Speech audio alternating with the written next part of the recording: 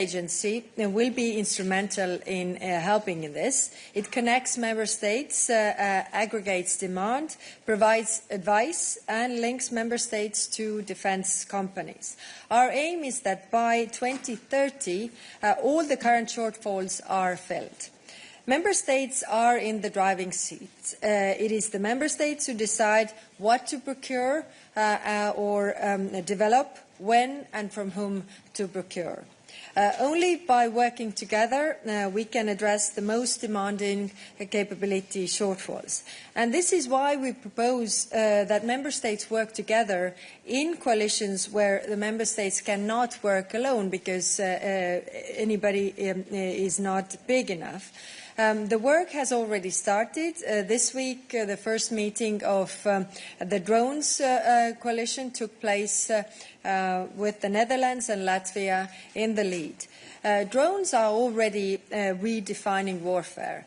Having drone defences is no longer optional for anyone. Today we propose a new anti-drone system to be fully operational by the end of 2027. And this will be done, of course, in close cooperation with NATO.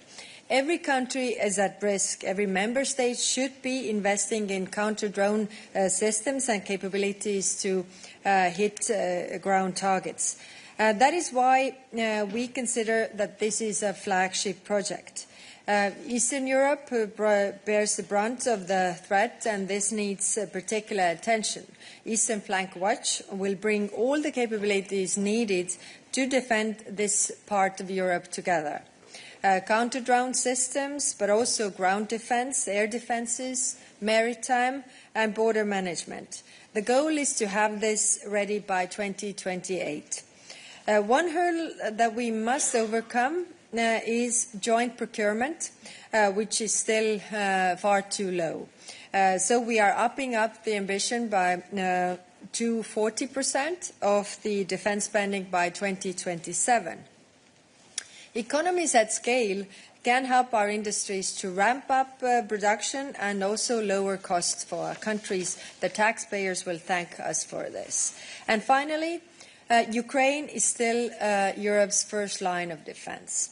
That is why security guarantees for Ukraine are also part of the roadmap.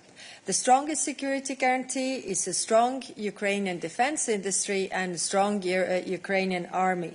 So here we also set milestones, including establishing a drone alliance with Ukraine by early next year. Ukraine's drone defences are world-class. We were just with Executive Vice President Virkunen in Kiev this Monday, also visiting drone factories, and this is incredible what they are doing there. We have to use their experience from the battleground, but also their innovation to build on it together. There are also important elements on financing, creating an EU-wide market for defence equipment and industry. But I will, of course, let also Commissioner Kubilius to explain in more details before we take questions. So, over to you. Thanks a lot, Kaya and Hena, and thanks a lot, of course, for all the cooperation which we have had during preparation of roadmap. Thanks a lot also to Commission President Ursula von der Leyen for her personal leadership and, of course, for our teams and cabinet members. So, really, it's great what all of us we managed to achieve.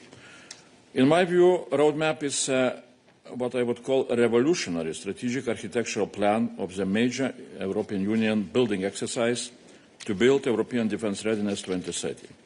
It's like building European defence dome for peace. If you want peace, prepare for defence and deterrence. Commission President Ursula von der Leyen 2 days ago have said, it is, I quote, "It is imperative that when it comes to our own defence posture, we are coordinated, we are precise and we are fast." End of quote. That is, in my view, what roadmap is about, how to be coordinated, to be precise and to be fast. Definitely it demands mobilization of all the efforts and all the available finances at national and on EU level.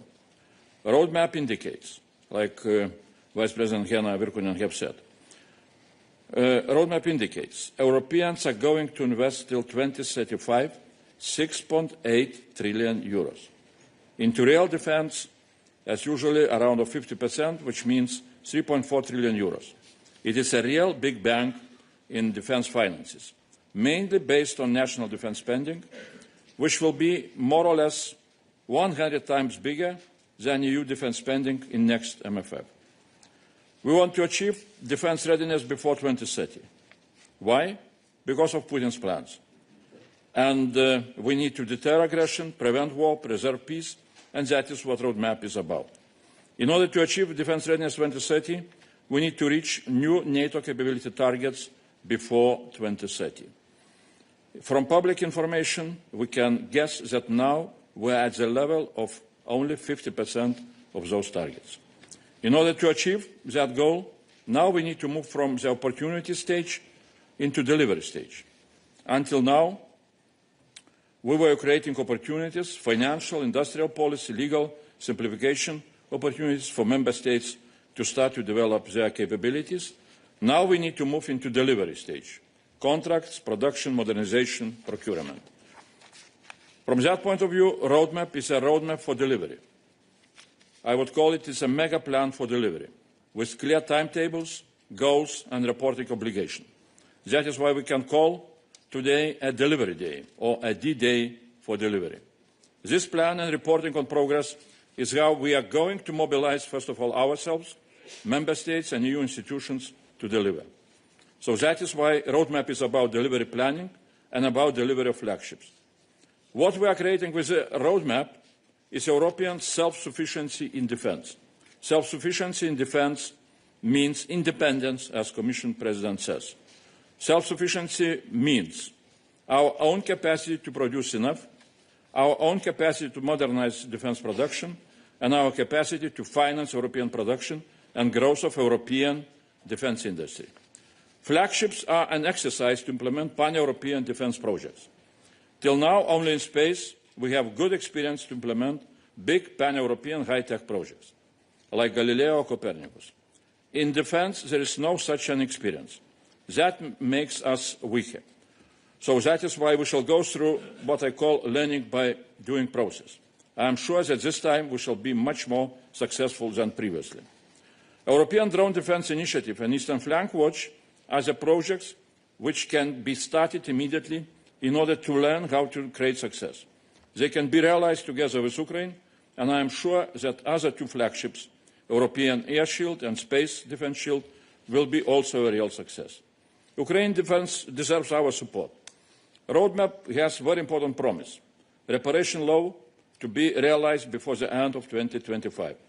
And Ukraine is ready to help us with its know-how and battle-tested experience. We are building a European Defence Dome together.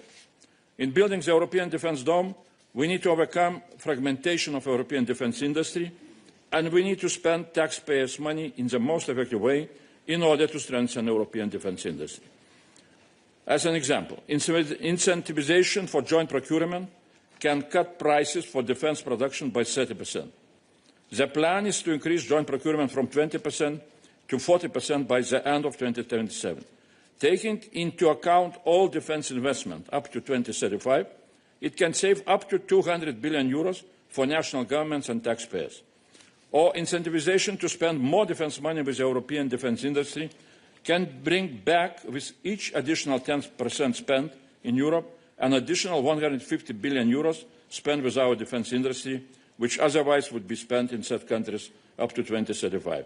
Now, I would like to remind, we are spending only around 40% in Europe, and we want to increase this up to 55%. So there are also very ambitious goals on military mobility and single market in defence equipment, which are crucial for development of military readiness. And in conclusion, implementation of the roadmap is giving a very heavy tasks and mandate to Commission, other EU institutions and Member States, which will demand huge efforts on our side to deliver. And I am sure that we shall deliver Defence Readiness 2030. And I hope that Council will support our ambition to build a European Defence Dome. Thank you very much to the three of you. We now have time to take your question. Let's start here with Angela.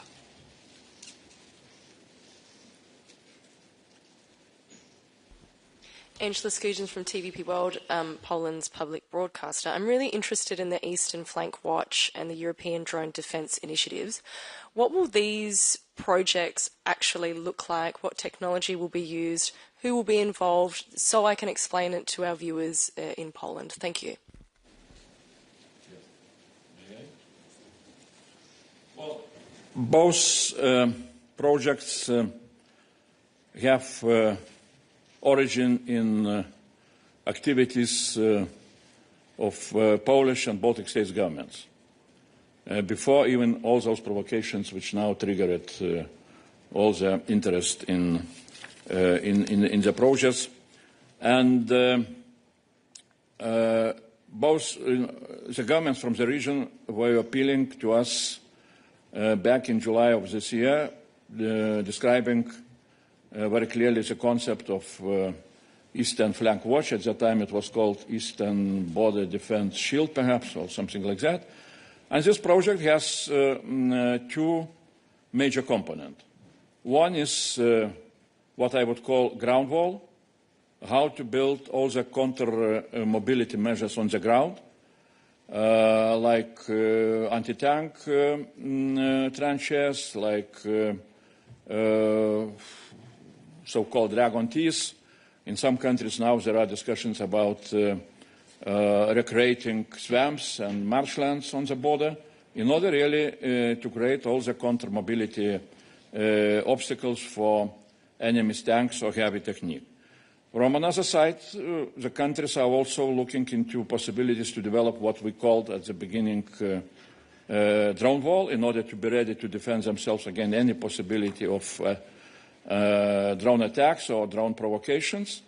And also learning how to use drones in order to hit the targets on the ground. Now what we have seen from those provocations which recently had happened, that unfortunately, or that's a consequence of let's say, not taking into account how the war doctrines are changing in Ukraine. Till now, we had very limited abilities to detect drones and also limited abilities to destroy drones with cost-effective measures. So what is needed to be done here, really, we need to start to invest into, first of all, into detection capabilities, both in frontier region, but also in the countries which want to develop such capabilities in order to be ready to defend themselves against any kind of provocations.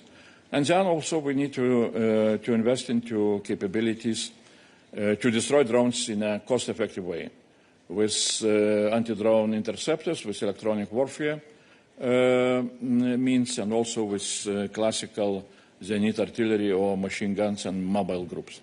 A lot of things we can learn from Ukraine. There are countries which are moving ahead. Recently I visited Latvia and I saw how successful they are starting to build the whole network of acoustic sensors in order to be able to detect drones.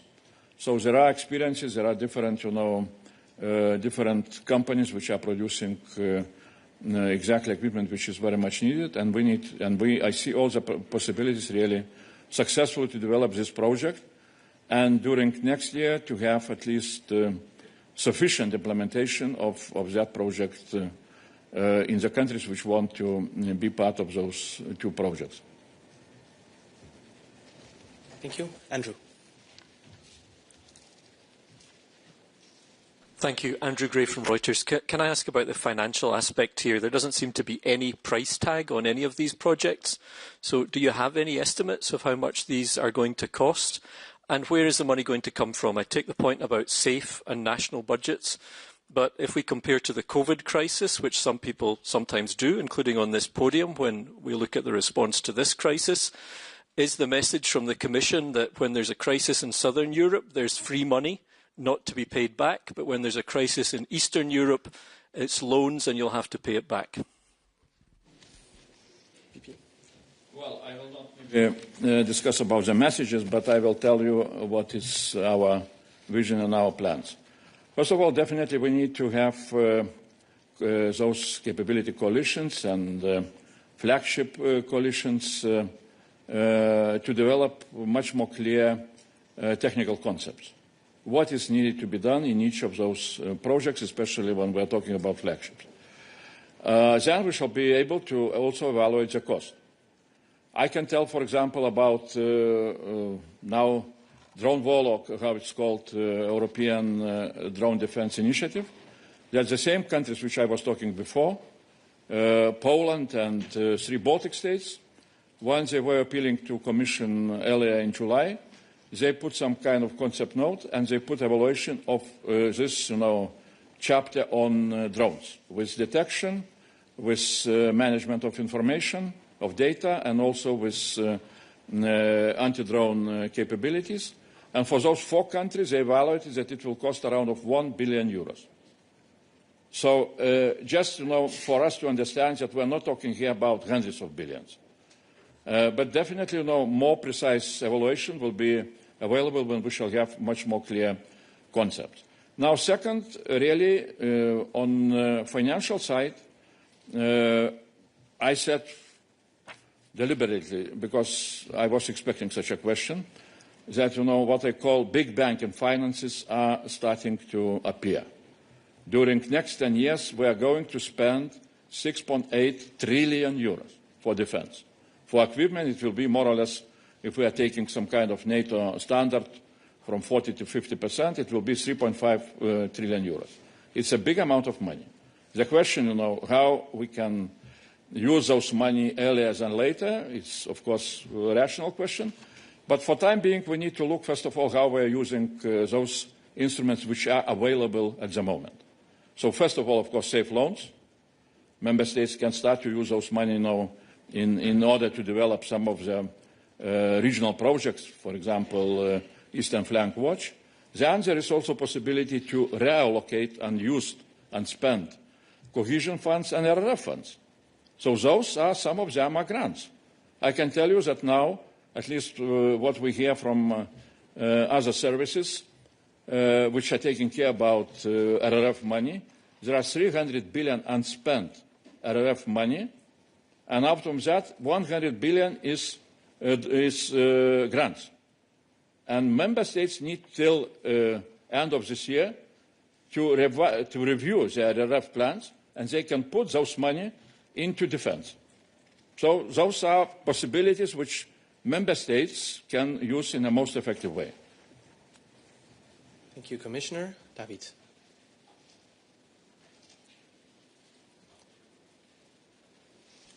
Thank you. David Carretta, Radio Radicale, Italian Radio.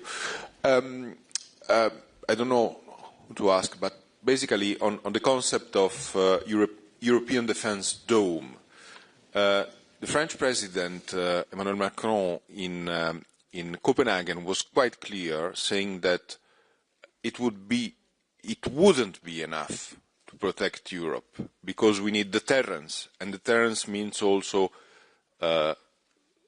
long-range missiles, basically the possibility and the capacity to respond to an attack. I'm wondering if this concept that you are putting on the table, so a shield in the space, a shield in the air, a wall for the drones, if this is enough as deterrence, or European countries should also be able to respond in a more forceful way if attacked. Thank you. EVP, HRVP? I can just say my own opinion. I do not see here any contradiction. Because, well, yes, we are saying that our goal is to build our defense capabilities in order to deter. Now, what does it mean, the defense capabilities? It's definition of NATO. NATO is giving all the member states so-called capability targets. That was agreed during NATO summit in Hague.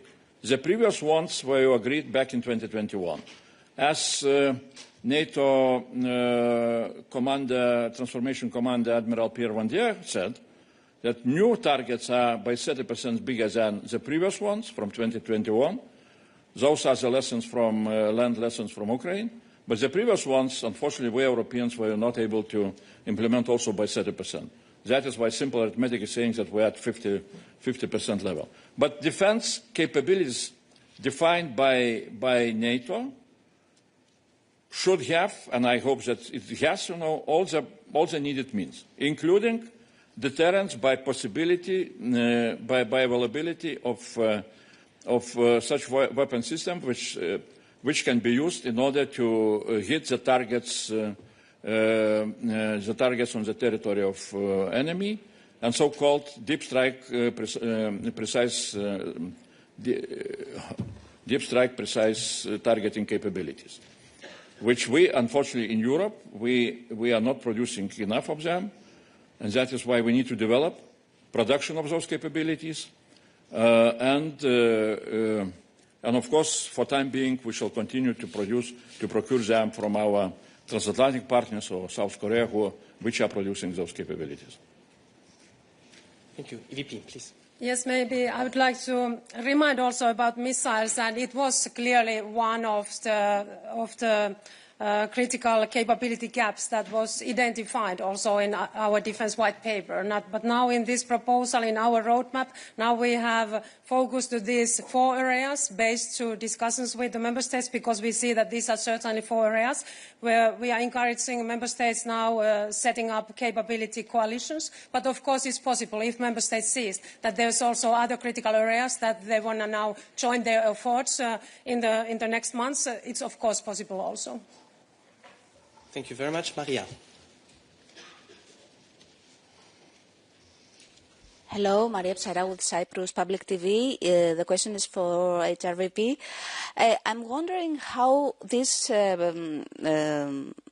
project will work for the members of the European members that are not members of NATO.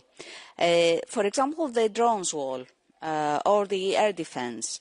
If NATO has the responsibility of the operation part, then why a member state that is not a member of NATO invest so much money on it when at the end it won't have any say on how to cooperate the instrument? Thank you. Thank you very much.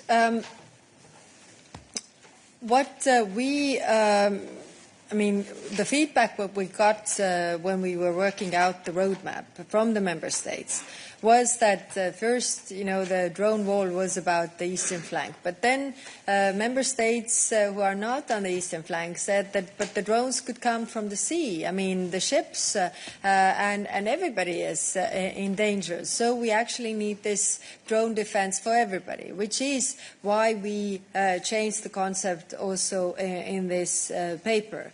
Now, when I'm saying that we work in close coordination with NATO, is meaning that we don't do anything double.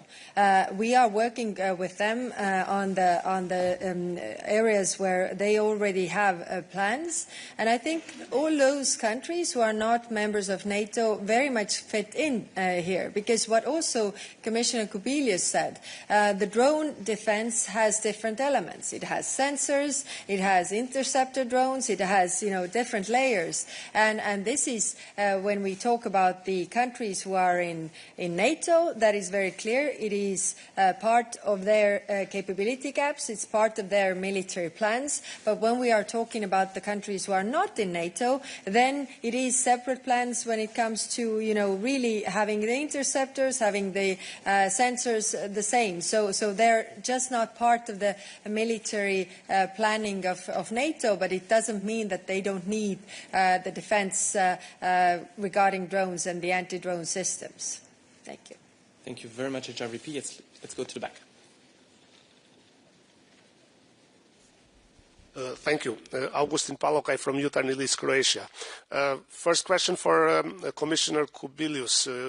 I guess you had a discussion last evening with the ministers from member states. How is their mood? Is there any country that is hesitant to support this ambition roadmap which will cost a lot because at NATO there were some hesitant countries.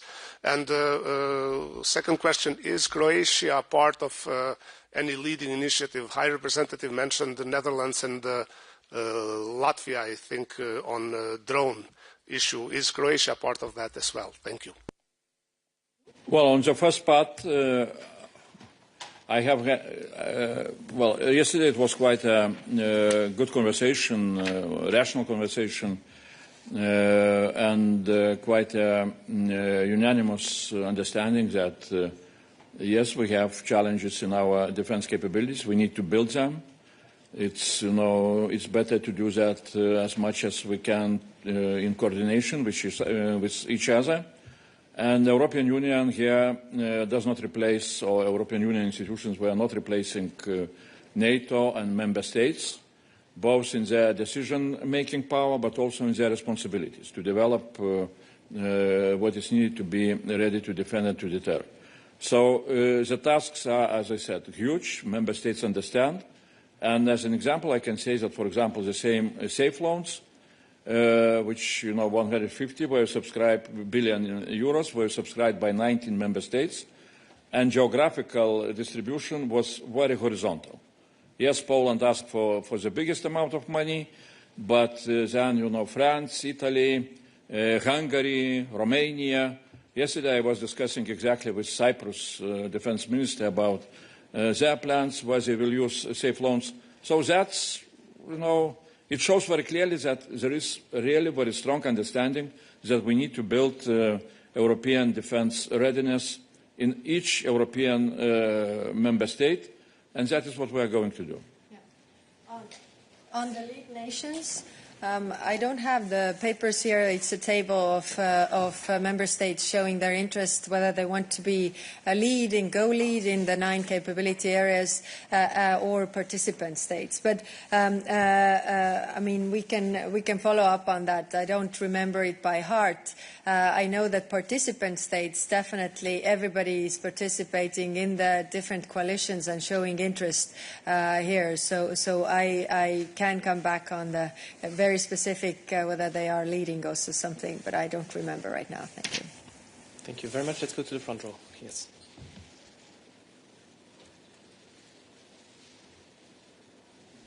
Yeah, thank you. Milda Velikanskite from Lithuanian National Radio and Television. I have a bit follow-up questions of my colleagues. Is this roadmap will be mandatory? Because we know that some NATO countries are reluctant to spend 2% of their GDP, when others, especially in the East, tries to spend 5 and even more. So will, I don't know, the Commission will monitor how all the countries goes with all this plan, this timetable, graphics, and etc. And what if they don't? Thank you. HRVP. Yes, it will be followed very carefully, and each year we shall present to the Council a special report on defense readiness progress and the problems which are starting to appear or disappear, let's say so. And that is an instrument for us, how to say, what I was saying, to mobilize ourselves. Not to have such a situation that we have nice plans with a clear, nice goals, but then, again, nothing is happening. Or, it's somewhere lost in long discussions and so on and so on. So we had some kind of this experience earlier with different initiatives, different plans, how to coordinate our activities in defense. Not all of those initiatives were very successful. So we are learning lessons from our own experience, and we need to be ready to learn very quickly if something will not move. That is why, again and again, I can stress what I said. I see this process as learning by doing. Learning by doing. It means we are moving ahead, but if we shall see that something is not working, we need to look what are the reasons and what we need to change really to have the progress. Because the price not to have the progress can be very, very painful. To add to that, President of the Commission and I got the clear tasking from the European Council, the leaders level, after we presented the white paper on defence readiness, to have a clear roadmap how we get there. And that's why this roadmap is having clear objectives, clear deadlines, and clear monitoring as well. Of course, it is up to the Member States finally, because the Member States are in driving seat, but it clearly helps them to achieve these goals, to also do things together. And if we have the monitoring, then it's also showing who does what and where we have still, gaps, what to fill. So it is to help to fill the task also for NATO. Jarno, please. Thank you. Jarno Hartikainen, Helsingin Sanomat. Question to EVP Virkkunen, if I may. I'd like to come back to the aspect of solidarity that Andrew earlier picked on already. As you know, many member states on the eastern flank are calling for solidarity in the financing of these initiatives. And now what we hear from the podium is they can use SAFE, they can reallocate some of the RRF money. By the way, that money has been mostly allocated to the southern member states. So once again to the Vice President, what is the element of solidarity in the package that you are presenting today? Yes, we clearly, of course, see that we must invest much more to defence than we have done in the European level. And when we look now, the member states, they are investing and using to defence almost 400 billion in this year. And of course, if we are comparing it to European Union's annual budget, we see that it's the whole our annual budget what they are using to their military. So, of course. It's important also that we can support via EU budget, but the current MFF, it's not prepared for that so well, as we know. And that is the reason also why Commission, when we proposed the next MFF, we were proposing to use 5 times more funding for military and defence, and also 10 times more to military mobility, for example, because we see that this is a clear priority for the next years in the European Union to make sure also that we can support with our budget those member states who need to invest more to security and defence. But in spring, when we proposed our defence white paper, then we also proposed a package for the next year, so 800 billion more funding via flexibilities, and then also with the SAFE loan. And of course, we are also trying to use all the possibilities we have inside our MFF, in the current MFF. But we know also that there is not so much flexibilities, and also it wasn't prepared for that kind of situation where we are. So first we were facing COVID pandemic, and after that full-scale war in Ukraine. So we are using all the flexibilities we have in our MFF, and of course now when we are calling member states to create and set up these capability coalitions, we will also see more clearly in the coming months what kind of support and instruments are needed to support the actions. May I add just a few words now? First of all, if you will look into the list of flagship projects, you will see that one project is really exactly devoted to that region, Eastern Flank Watch. And we hear from southern countries complaints, where is Mediterranean region? And definitely we need to take care about all the challenges and all the possible threats. But Northern Eastern region really has very specific flagship project, which shows that the European Union is not, forgetting about the threats which this region is facing. And what does it mean, flagship project? It means that it will be possibility to use new instruments which are coming also at the moment almost. We shall have maybe today final negotiations on EDIP. EDIP is European Defence Industry Programme regulation, and we are coming with new industrial policy instruments, for example, possibility to have so-called DPCIs, European Defence Projects of Common Interest, with additional possibilities and to look for additional finances and so on. So there are a lot of possibilities which will be, we shall see how they can be used. And definitely, political will to support the countries which are facing the biggest threats is very clear. including also not only from military point of view, but also socially and economically. Vice President Fico is preparing special pact on Eastern frontier countries, economical and social issues. I don't remember exactly the title, but that is, again, very clear evidence that Commission is taking care about those countries, those regions which are facing biggest risks. Vitaly, to close. Thank you, Vitaly Sizov, Freedom. As I understood from all documents that I got, Ukraine now will have possibility to join of coalition of capabilities, if I'm correct. How you see this membership of Ukraine? Is just consultation, or Ukraine could be like equal member, or some member with restriction right? How you see it? Thank you. And which coalition could join Ukraine? On this one. As I said, we have so much to learn from Ukraine, and it really works as a win-win. We have the defense. I'm just checking whether this name is right, but the Defense Industry Alliance. We have the Drone Alliance, where we are working together with Ukraine, because there we have so much to learn from what they have already done. We don't have to invent the wheel. The wheel has already been invented when it comes to the drone defense. Then we have this already in Ukraine, and that's why we are exploring the possibilities there firsthand. Yeah, we see it already now and also in the future that Ukraine is and will be the really defense industrial powerhouse of the European Union. They have been very innovative and very effective in their actions.